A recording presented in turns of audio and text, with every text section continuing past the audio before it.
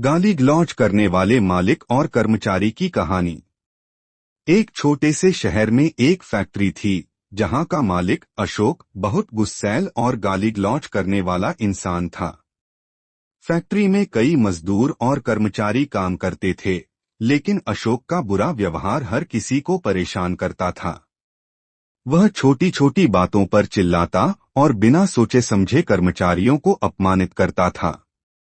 एक दिन फैक्ट्री में काम करने वाला एक कर्मचारी रमेश अपने परिवार की आर्थिक स्थिति के कारण बेहद तनाव में था।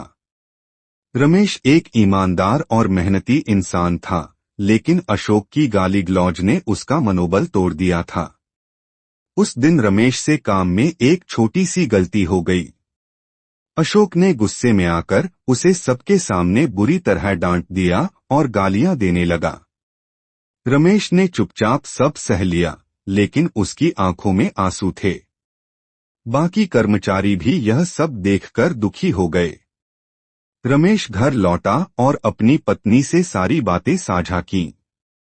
उसकी पत्नी ने कहा, कभी कभी सच्चाई का सामना करना जरूरी होता है। तुम मालिक से सीधे बात करो और अपनी बात खुलकर रखो। अगले दिन रमेश ने हिम्मत जुटाकर अशोक से बात की। उसने कहा, सर, हम सब मेहनत से काम करते हैं, लेकिन आपके गाली गलौज भरे शब्द हमें अंदर से तोड़ देते हैं। आप हमें इंसान समझने के बजाय मशीन की तरह व्यवहार करते हैं। अगर ऐसा ही चलता रहा तो कोई भी आपके साथ काम नहीं करना चाहेगा।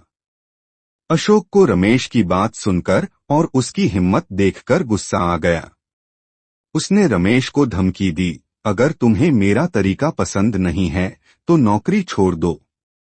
रमेश ने जवाब दिया, सर, नौकरी की हमें जरूरत है, लेकिन सम्मान के बिना काम करना हमारे लिए असंभव है। यह बात धीरे धीरे फैक्ट्री के बाकी कर्मचारियों तक पहुंच गई। सभी ने मिलकर फैसला किया कि वे अशोक के बर्ताव के खिलाफ एकजुट होकर आवाज उठाएंगे।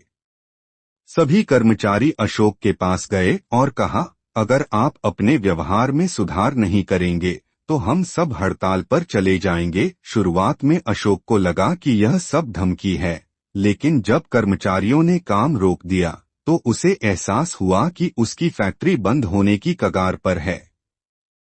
अशोक ने गुस्से में कर्मचारियों को गालियां दीं, लेकिन किसी ने काम पर लौटने से इनकार कर दिया।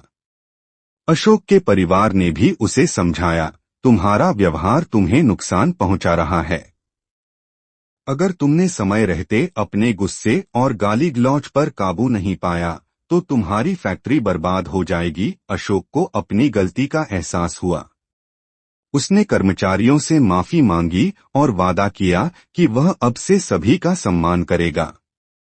इसके बाद फैक्ट्री का माहौल बदल गया। रमेश और बाकी कर्मचारी खुशी खुशी काम करने लगे। अशोक को यह सीख मिली कि सम्मान और शांति से ही एक सफल व्यापार और मजबूत रिश्ते बनाए जा सकते हैं।